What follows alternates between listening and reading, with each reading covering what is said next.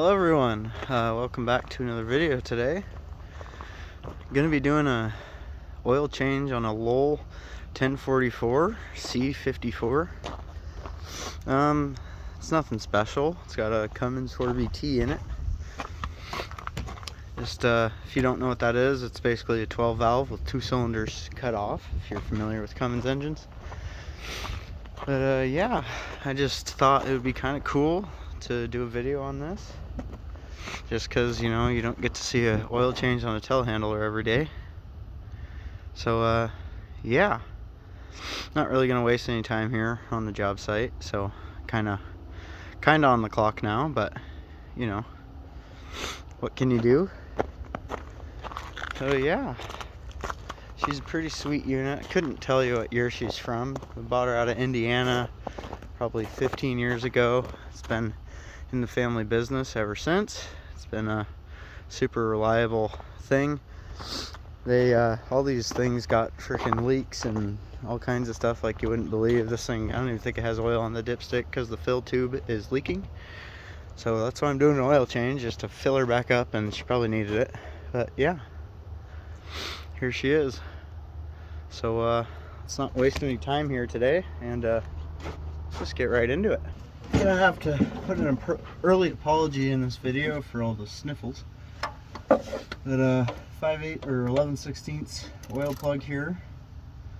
We're lucky she's right over the rear diff, so that's cool. See if we can break this without causing any damage. Oh, did I break something or did I break something? Wow, she's on there. Zoinks. That's tight. I think it's a 17 now. Grabbed the wrong size wrench here. Oh no, I can't get my fucking wrench in there. Ain't that lovely? Jeez Louise. Oh, after reinventing the wheel here, I got her broken loose slightly. That was more fun than you could even imagine. Had to get a breaker bar finagle going on. Yeah, of course my bucket's not in the right spot. My luck. Yeah, I'd say she was a little overdue for an oil change. That's some stinky, dirty oil right there. That's gonna burn good in the old Siegler. You could go ahead and ignore this leaking tire. It's probably gonna show up in the video. Here's my oil filter. It's on the opposite side. Don't mind the mess. So you think we'll get this one-handed? I doubt it. Nope. I can tell you already, nope. Alright, now we're gonna see if we can't do this with just 2 hands here. Neighbors in their blazer. Walk by.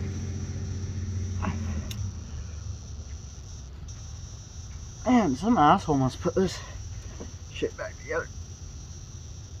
Might be doing the screwdriver technique on this guy.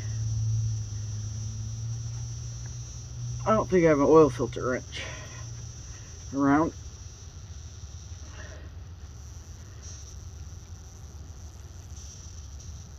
Ooh. Oil filter technique, or screwdriver technique, is gonna be a go here.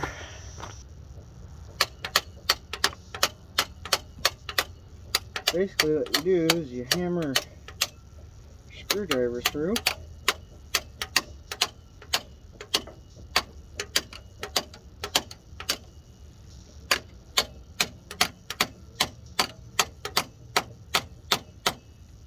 And now you allegedly have a handle. Doesn't mean I'm gonna be able to do anything with it, but I have a handle at least. Coming from the top here, and just give her a full send.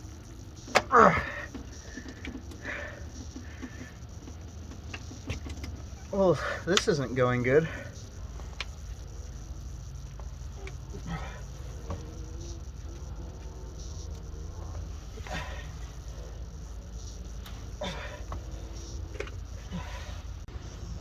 get you a little different angle of this fucked up oil filter.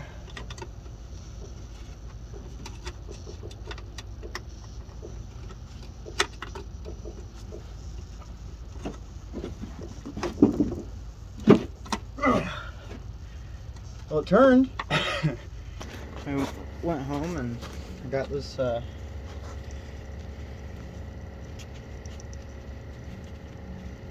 went home and found this.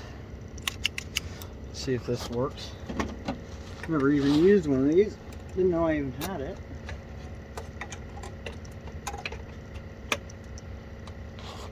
Oh, it's working. It's working barely.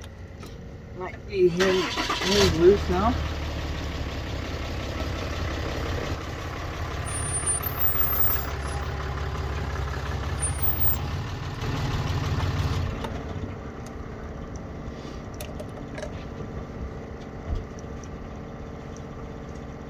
She's real nice and pretty. Got her off. Kind of messed up, but this thing actually works pretty good. If you're looking for your Cummins 4BT oil filter code, this is the LF3345 Fleet Guard. I believe it's all Cummins 4BTs, but I'm not 100% sure.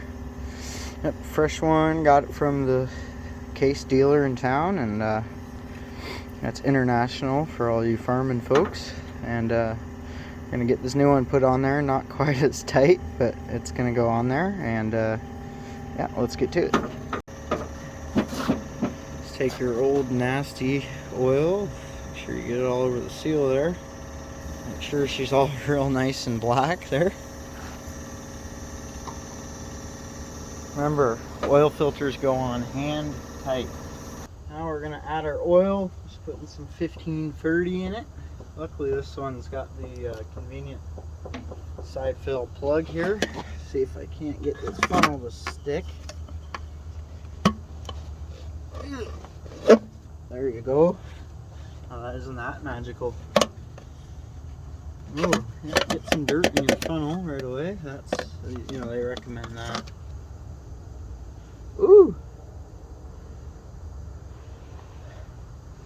This is cold oil, so this is gonna take a while. So I thought I'd jump in here and kind of talk to you about this forklift for a little bit while we're putting some grease in her.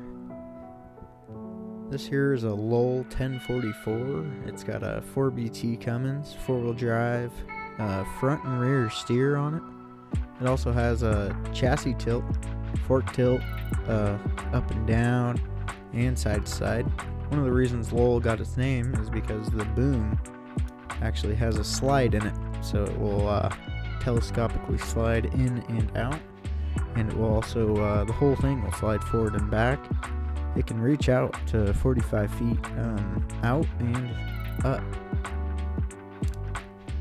The outriggers on this thing can also make it lift 10,000 pounds. It's pretty impressive, or even 3,000 once it's fully boomed out.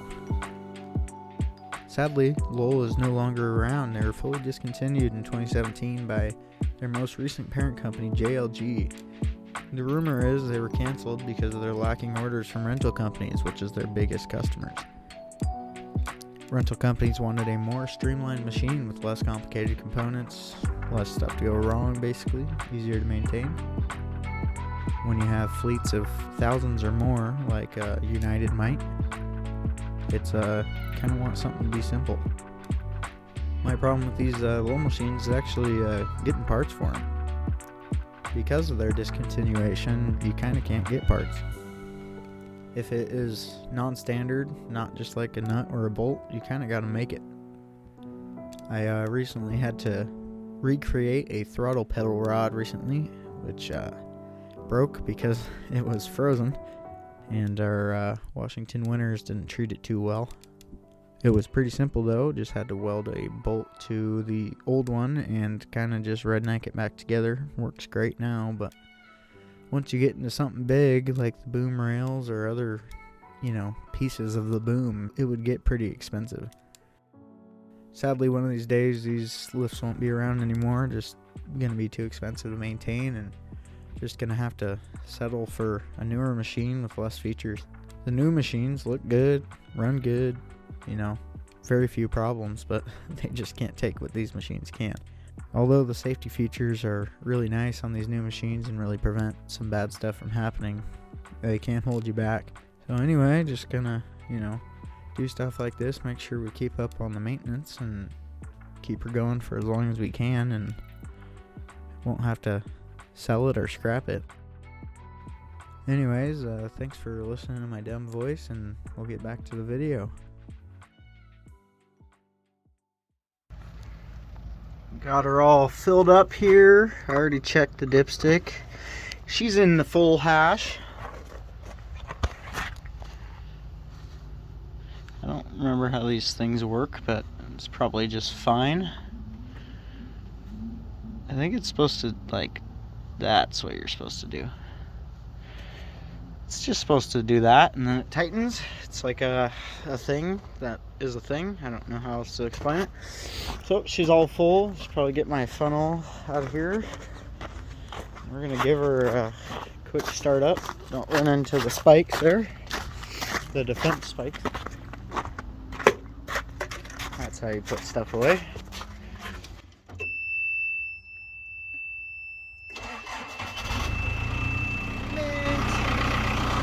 Don't mind the flat tire. Ah, clean start.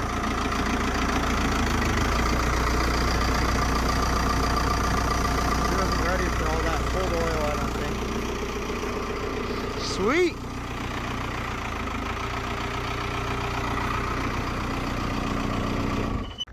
Well, so that's it for this video. Got the old oil changed on the 1044.